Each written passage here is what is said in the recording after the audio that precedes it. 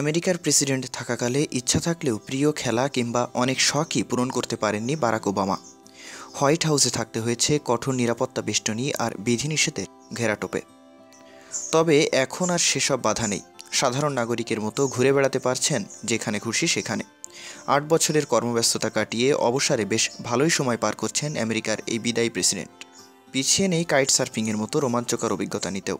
সম্প্রতি ধনকুবের বন্ধু ও ভার্জিন গ্রুপের প্রতিষ্ঠাতা রিচার্ড ব্রানসনের আমন্ত্রণে ক্যারিবীয় দ্বীপপুঞ্জের একটি দ্বীপে ছুটি কাটাতে গিয়ে কাইট সার্ফিংয়ের লোভ সামলাতে পারেননি সাবেক এই মার্কিন প্রেসিডেন্ট।